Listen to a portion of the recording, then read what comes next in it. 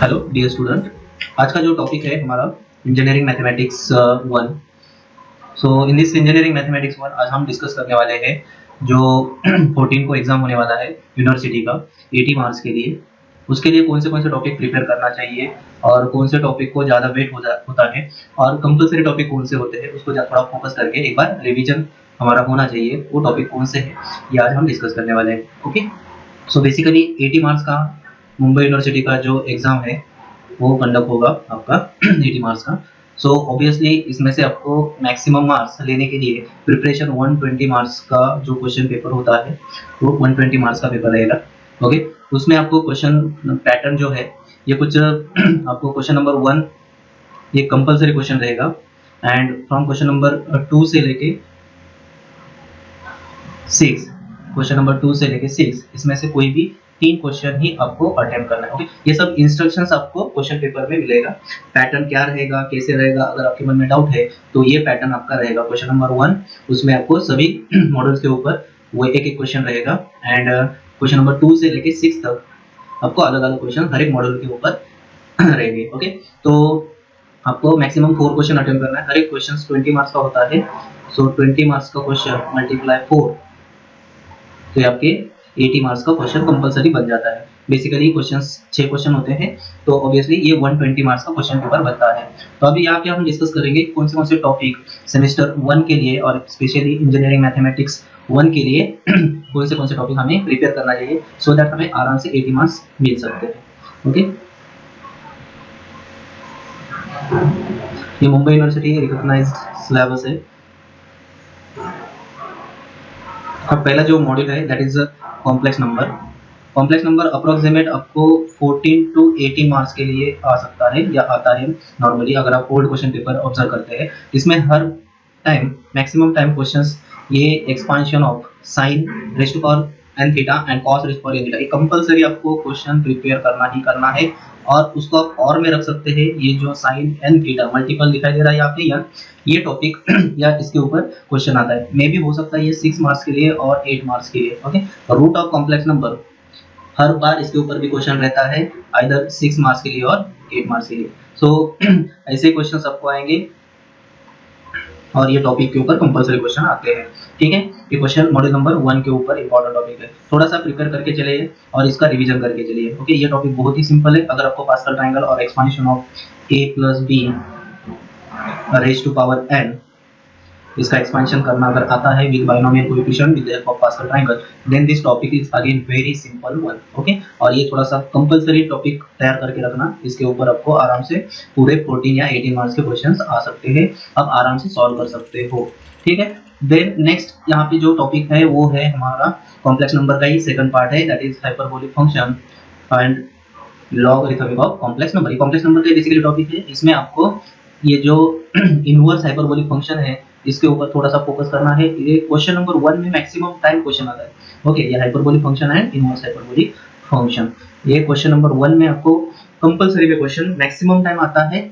तो इसके लिए आपको क्या करना है, कोई भी 4 to 5 question paper old question paper ये जो होते हैं उसमें से आपको शॉर्टलिस्ट करना है क्वेश्चंस और वही क्वेश्चन को प्रिपेयर करके जाना है। मैक्सिमम टाइम आप देखेंगे ये जो टॉपिक है इसके ऊपर रिपीट क्वेश्चन आते हैं। रिपीट मतलब कैसे, जो वैल्यू भी चेंज नहीं होती है एज इट इज क्वेश्चन आपके इसमें क्वेश्चन नंबर 1 में आता है और ये कंपलसरी टॉपिक आता है क्वेश्चन नंबर 1 के लिए। ठीक है, देन लॉग ऑफ फंक्शन और logarithmic of function, separation of real and imaginary part okay of log function.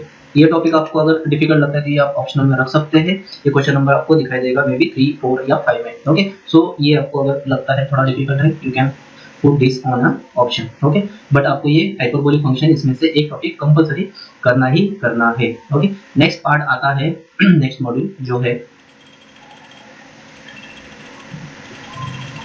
That is the differentiation. Okay, particularly यहाँ पे आपको सीखने को मिलता है पार्शियल डिफरेंशिएशन।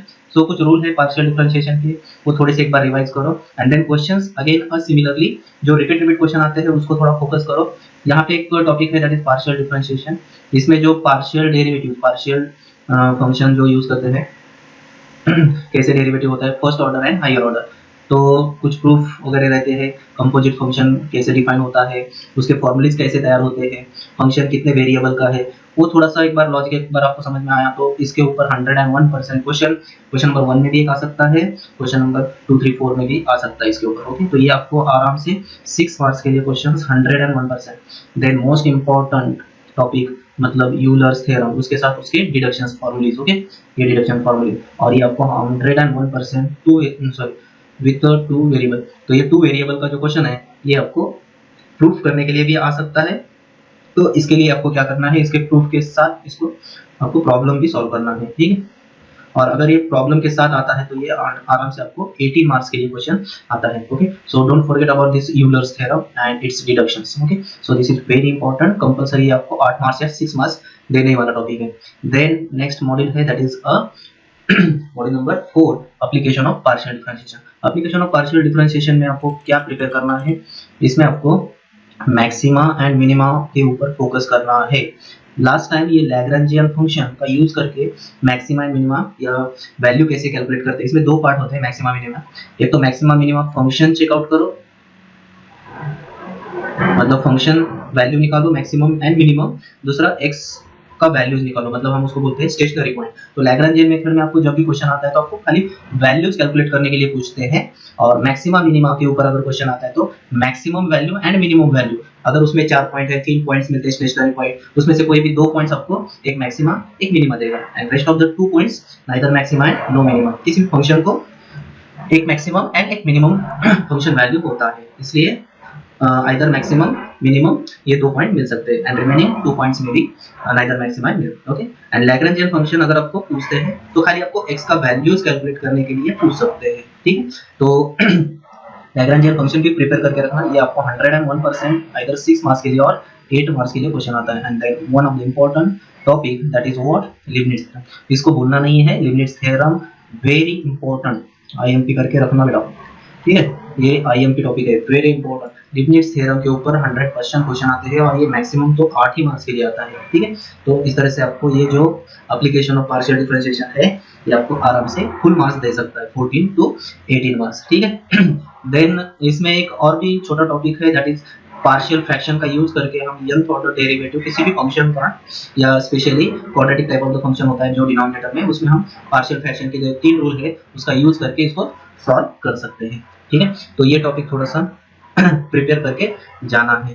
देन पास होने के लिए जो टॉपिक है वो 2 टॉपिक है, वो है मैट्रिसेस एंड 6 मतलब numerical methods. Okay, numerical methods and पार्स, इसका डिस्कशन करेंगे। तो ये आराम से आपको 14 to 18 मार्क्स के लिए टॉपिक आता है। तो इसमें क्या क्या करना है, कुछ प्रूफ्स और कुछ थ्योरम्स का यूज करके ये जो टाइप्स ऑफ मैट्रिसेस है उसमें यूनिटरी मैट्रिक्स क्या होता है, ऑर्थोगोनल मैट्रिक्स क्या होता है, इसका प्रॉपर्टीज देख के आपको कुछ क्वेश्चंस डाल सकते हैं। कभी कभी ये सिमेट्रिक एंड स्क्यू सिमेट्रिक वाला क्वेश्चन भी आ सकता है, प्रीवियस क्वेश्चन पेपर अगर आपके पास है तो उसमें देख सकते हैं। ओके, ये 6 मार्क्स के लिए क्वेश्चन बनता है, ठीक है। दूसरा क्वेश्चन ये पीएक्यू फॉर्म या normal form, reduce to normal form. Equivalent form के ऊपर क्वेश्चन नहीं आता है, उसका यूज होता है कहाँ पे होता है, ये लीनियर इक्वेशन में, सिस्टम ऑफ इक्वेशन। ओके, ठीक है, इक्विवेलेंट फॉर्म के ऊपर क्वेश्चन नहीं आता। तो नॉर्मल फॉर्म एंड पीएक्यू फॉर्म, इसमें आपको 6 मार्क्स आराम से मिलते हैं। 8 मार्क्स के लिए क्वेश्चन आता है always system of homogeneous and non homogeneous. ये तो मालूम है होमोजेनियस किसको बोलते हैं, नॉन होमोजेनियस। इक्वल्स टू अगर 0 है तो